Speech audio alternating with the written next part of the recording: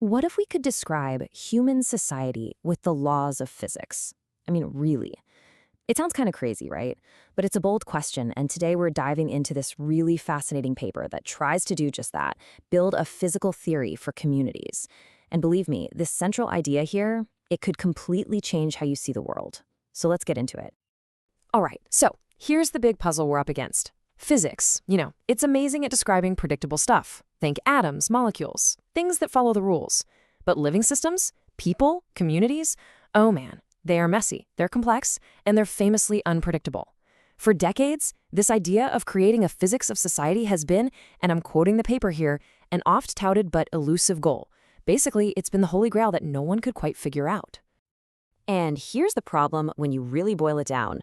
In physics, it's easy. You can say all electrons are alike. They follow the exact same rules every single time, no exceptions. But with people, we all know that all individuals are different. You're different, I'm different, everyone is. So how on earth are you supposed to build a predictive model out of something so wonderfully chaotic? That's been the fundamental roadblock, the big wall everyone's hit. But what if we've been looking at the problem completely the wrong way? The paper argues that the solution isn't about trying to predict every little thing we do every day. No. Instead, it requires a really radical shift in our perspective. And the key, it's all about the timescale we're using. And this, right here, is the core insight. It's the big aha moment. See, if you take a snapshot of a community on any given day, it just looks like a bunch of random noise, chaos. But if you zoom way out and observe that same community over the entire lifetime of an individual, something amazing happens. Clear, sustained patterns start to emerge. It's in these lifelong commitments that the real, predictable structure of a community finally reveals itself. So the paper gives these long-term patterns a pretty technical name, a dynamical state. But don't worry about the jargon. Just think of it as a sustained commitment that guides your behavior over many, many years. Actually, in biology, we have a much more familiar word for this exact same idea, a niche.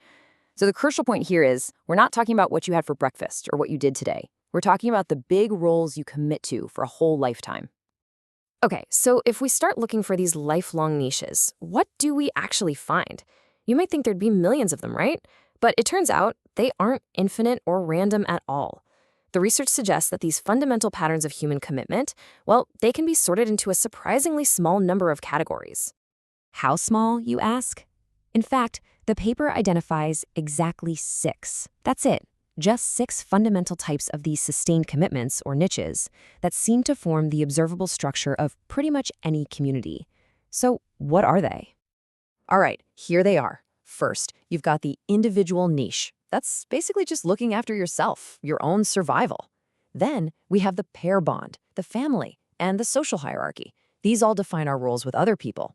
And finally, there are 2 that might be uniquely human, a commitment to a cultural belief system and a commitment to a field of specialized literature. And the paper proposes that these 6 categories, these are the true building blocks of society. And this is cool because you can totally see how these play out in our own lives, right? The individual niche, that's your basic self-care and survival. A pair bond could be your marriage, or even a super deep lifelong friendship. Family is pretty obvious. It's raising kids, caring for your relatives. Your role as a citizen or your job at a company, that falls under social hierarchy. Your religion or a strong ethical code you live by, that's your belief system. And finally, that career-long path you're on, whether you're a doctor, an artist, a scientist, that's your specialized literacy. So, okay, what's the big payoff here? Why should you care about seeing the world this way? Well, this framework doesn't just, put things in neat little boxes. It actually allows us to see this invisible structure that underpins literally everything in our society. The paper uses this great example of a ballet dancer. Think about it. Someone who dedicates their entire life to the discipline of ballet. They're adding a tangible, stable piece of structure to their community. Now, compare that to someone who just kind of dabbles in a new hobby every month. A little painting here, some guitar there. They're just not contributing to the structure in the same way. It's that sustained, lifelong commitment that physically matters. This framework also helps explain some of the cultural differences we see every single day. Let's take that specialized literacy niche and look at universities versus industry.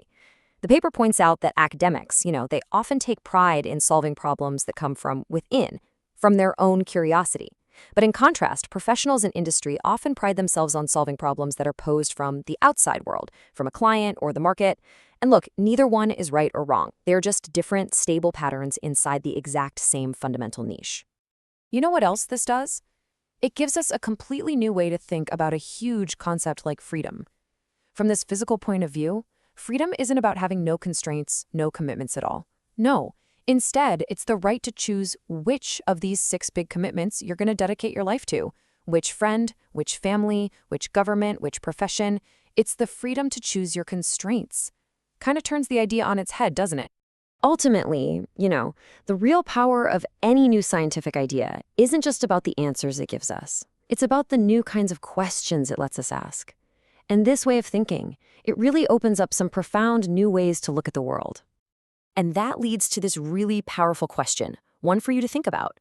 What if we've been focusing on all the wrong stuff? What if the true measure of a society's health isn't its GDP or the daily political drama, but the strength of the lifelong commitments that its people make? Commitments to each other, to their work, and to their beliefs. And that brings us to the final and I think most stunning takeaway from all of this. The paper's main argument, the big thesis, is this. Your sustained commitments, your lifelong passions, your dedication to your family, your craft, your community, they are not just abstract feelings or ideas floating around inside your head. They are tangible, physical parts of the world. They are as real as a bridge or a building, and they are what truly holds our world together.